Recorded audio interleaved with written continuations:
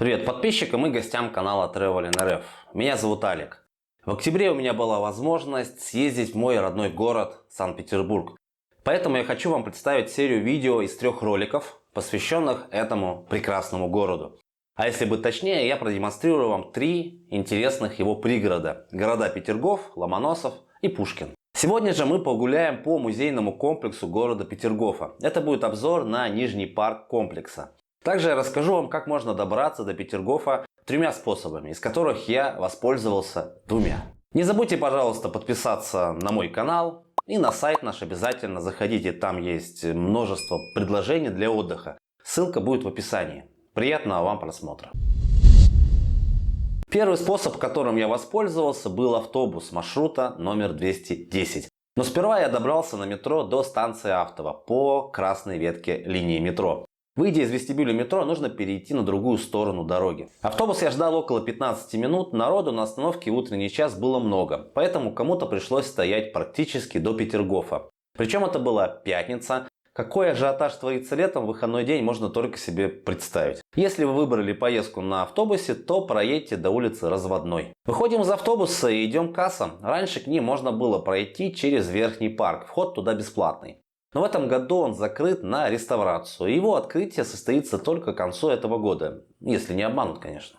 Кассы Нижнего парка открываются в 9 часов, но фонтаны запускаются только в 10. Мне очень повезло, что в октябре работали фонтаны.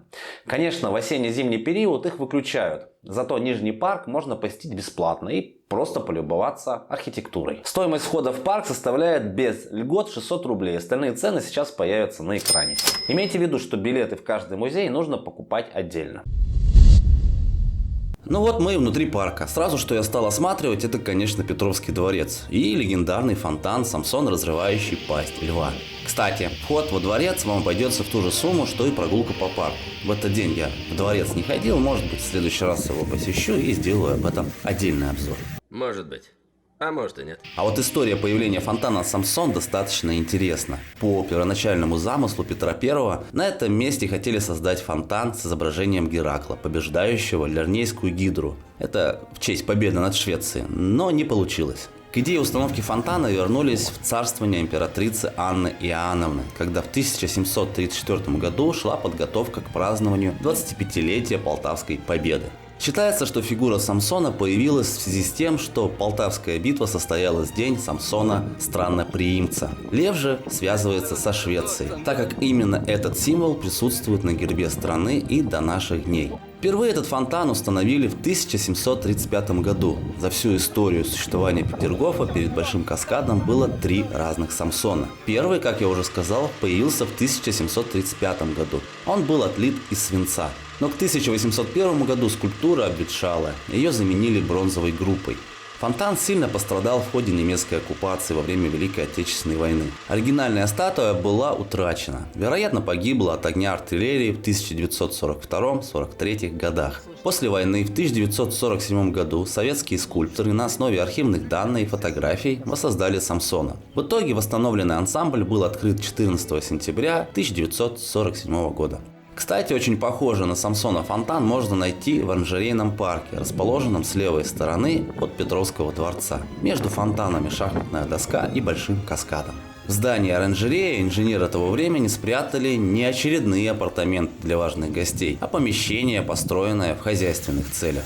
А спустя год перед фасадом здания появился вот этот фонтан. Это, кстати, не Самсон, как я вначале подумал, а Тритон, сражающийся с морским чудовищем. Кстати, замысел скульптуры схож с сюжетом фонтана Самсона и символизирует победу России над Швецией. Вот такой пунктик есть у диктаторов. Нужно обязательно кого-то побеждать, ну и хвастаться об этом. Кто как обзывается, тот так и называется. Ладно, это все-таки наша история, от которой нам уже никуда не деться. Одно могу добавить, что все эти фонтаны все равно очень красивые. Но про экономики современной Швеции и России я, пожалуй, в этом видео промолчу. Давайте лучше погуляем по парку, а я немного расскажу о Петергофе. Так, для общего развития. Я для себя решил для начала обойти правую часть парка. Это если стоять лицом ко дворцу. Условно для себя я разделил парк на две части, имеющую границу по центру в виде Самсоновского канала, уходящего от одноименного фонтана к Финскому заливу. Считается, что Петергоф появился как ответ Версалю, когда Петр I увидел знаменитые фонтаны во Франции. Он, как маленькое дитя, захотел себе такую же игрушку. За государственный счет, конечно.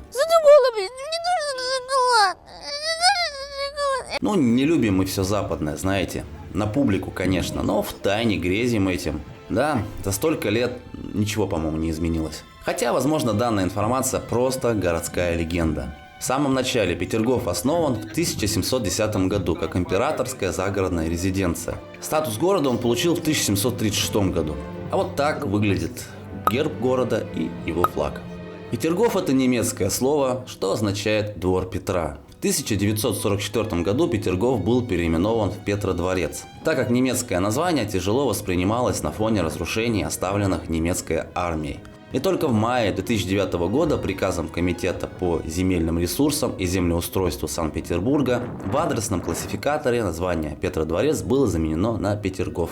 С 1990 года дворцы и парки Петродворца входят в состав художественно-архитектурного дворцового паркового музея-заповедника Петергоф. И в том же году они были включены в состав объекта охраны мирового наследия ЮНЕСКО. В 1997 году Петергоф был включен в государственный свод особо ценных объектов культурного наследия народов России. Вот такая интересная история, связанная с этим замечательным местом и переименованиями. Например, из-за той же нелюбви ко всему немецкому, причиной которой была опять война, в 1914 году Санкт-Петербург был переименован в Петроград. Но время, как мы знаем, все лечит. Площадь парка составляет 142 гектара, его можно не спеша обойти часа за 2. И я совершенно не преувеличиваю. Конечно, при желании здесь можно провести и весь день. Вот вам несколько интересных фактов. Общий расход воды в фонтанах составляет 1100 литров в секунду. В водопроводную систему парка входит 96 километров каналов, 16 прудов и больше сотни различных гидросооружений. В Нижнем парке расположено более 150 фонтанов, включая 4 каскадных водопада. Мы их сегодня все увидим. И вся эта красота работает по законам физики. Вода прибывает естественным путем с Ропшинских высот, а затем поступает в фонтаны через систему каналов и прудов. И все это действует по принципу сообщающихся сосудов. Сотрудники парка ежедневно обслуживают более 12 тысяч каменных поверхностей и крутят более 300 задвижек. Лучшая работа в мире! Лучшая работа в мире. Ну а я за рассказом постепенно вышел к Петродворцовой гавани у Финского залива. Море в тот день было беспокойное, дул сильный ветер и возле воды было особенно холодно. Здесь как раз можно поговорить о втором способе дороги в Петергоф и обратно. Это, как вы уже возможно догадались, путь по воде на катере «Метеор». Я как раз нахожусь возле его касс. Цены, прямо скажу, кусаются. В 1190 рублей вам обойдется один билет в одну сторону. И это самый недорогой билет. Есть и дороже. На семью выйдет, конечно, достаточно накладно. Есть, правда, скидки для детей, пенсионеров и инвалидов. Но всего 100 рублей.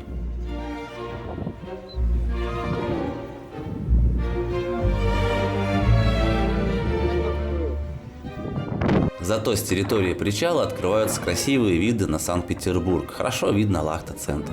И можно разглядеть Кронштадт и даже увидеть морской Никольский собор. Вот он здесь. Ну ладно, у залива я замерз жутко, поэтому давайте все-таки вернемся в парк. Там будет потеплее.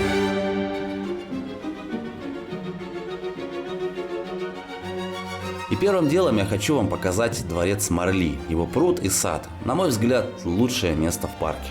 Дворец получил свое имя в память о посещении Петром в 1717 году резиденции французских королей Марли-Леруа под Парижем. Петерговские Марли, окружающего пруда и сады, не повторяют французский прототип. От него заимствованы общие композиционные решения и идеи сочетания декоративного и хозяйственного предназначения парка. Первоначально дворец планировался одноэтажным, но по распоряжению Петра дворец приобрел второй этаж. В нем можно отметить особую скромность относительно других построек петерговского ансамбля. Всего во дворце 12 помещений, не считая лестницы и 2 коридоров. Первоначально Марли использовался для проживания знатных особ, гостивших в Петергофе. Однако уже в середине 18 века он приобрел мемориальный характер. Во дворце хранятся некоторые личные вещи Петра I. Также вам, конечно, захочется прогуляться по Марлинскому валу, тянувшемуся вдоль Финского залива. Но опять же сильный ветер с моря быстро меня прогнал оттуда вниз. Конечно, в парке вы часто будете встречать белок. Они будут ждать от вас вкусняшек. Помимо Марлинского дворца, в этой части парка стоит обратить внимание на каскад «Золотая гора», или его еще называют Марлинский каскад.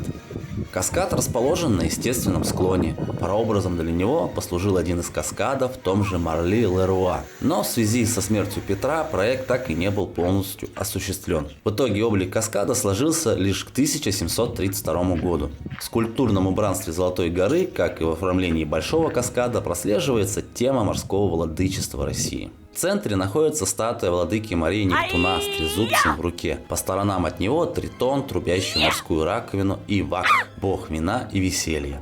Вода со ступеней каскада попадает в мраморный бассейн, где возвышается статуя Флоры, богини весны и обновления природы.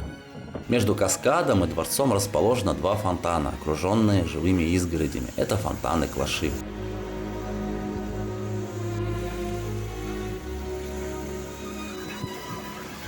А теперь пойдем в сторону канала, чтобы изучить левую часть парка. И по пути мы, конечно, не пройдем мимо Львиного каскада. Уж очень он запоминающийся. Я последний раз был здесь 20 лет назад, но вот его запомнил очень хорошо. В 50-е годы 19 века находящийся здесь Эрмитажный каскад из-за сильного разрушения был разобран. На его месте был построен новый каскад, за которым закрепилось название Львиный. Прежние скульптуры львов были помещены по сторонам колоннады, выполненные из гранита и мрамора. В центре бассейна на гранитной скале установлена статуя нимфы Аганипы, покровительницы одноименного источника у подножия горы Геликон. Согласно легенде, люди, пьющие из этого источника, поэтически вдохновлялись. Сильное заявление. Проверять я его, конечно, не буду. В парке по обе стороны от канала есть два необычных фонтана – Адам и Ева, расположенные друг от друга на расстоянии почти в полкилометра. Вот им, наверное, одиноко друг без друга. Фонтан Ева расположен с правой стороны, а Адам, соответственно, с левой стороны. Оформление фонтана Адам было завершено к 1722 году. Фонтан Ева, отличающийся лишь центральной фигурой, заработал в 1726 году. Обе статуи связывают не только библейский сюжет, но и то, что в 18 веке их ассоциировали с, так сказать, прародителями Российской империи Петром I и Екатериной I. В 18 веке фонтаны были окружены беседками, служившими укрытием от непогоды. Сейчас о них напоминают современные изящные сооружения. Детям, конечно, понравятся фонтаны Шутихи. Их здесь несколько. Сейчас они огорожены. Возможно, летом ограждение убирают. Напишите об этом в комментарии, если были здесь летом. Кто-то верит, что датчики, которые запускают Шутиху, установлены в камешках. И наступив на соответствующий камень, вода начинает брызгать прямо на вас. Также мне понравился фонтан Солнца. В 1719 году здесь был устроен менажерейный сад для задуманного Петром зверинца. Значительную часть сада занимал пруд для содержания лебедей и редких водоплавающих птиц. В 1724 году пруд был украшен скромным фонтаном. Полвека спустя при императрице Екатерине II фонтан был переделан и получил название Солнца по рисунку струй. Под действием воды колесо вращается, но вот только не сегодня. Водяное солнце – прекрасный образец механического фонтана 18 века. После Великой Отечественной войны фонтан, уничтоженный немецкими войсками, был восстановлен и заработал вновь в 1956 году. Пройдемте немного вперед для того, чтобы попасть в лабиринт. Не знаю, как вы, но когда я захожу в лабиринт, сразу вспоминаю легенду о Минотавре. Данный лабиринт появился еще при Петре I. В плане он представляет собой прямоугольный участок с овальной площадкой в центре. 8 аллей, расходящиеся от центра, пересекаются кольцевой дорожкой, образуя баскеты. В центре лабиринта находится бассейн с фонтаном.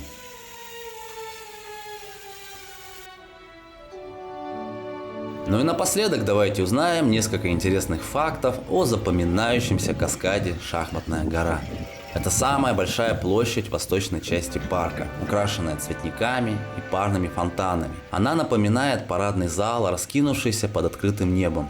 И как мне повезло увидеть цветы в холодном петербургском октябре. Смысловой центр каскада – это Шахматная гора. Он расположен на естественном склоне, протянувшемся вдоль всей территории Нижнего парка. Свое название каскад получил благодаря сливным ступеням, расписанным в середине 18 века черными и белыми квадратами в шахматном порядке. По сторонам каскада на высоких каменных пьедесталах установлены мраморные фигуры 10 античных богов.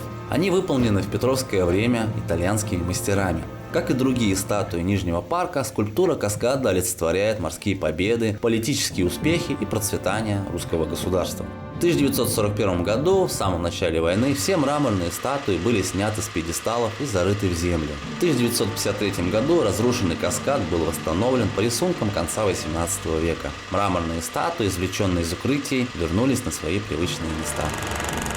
Скажу еще пару слов о том, где здесь можно покушать. На территории Нижнего парка есть ресторан «Штандарт», расположенный в уютном деревянном здании. Цены в нем чуть выше среднего. Вот вам меню для информации.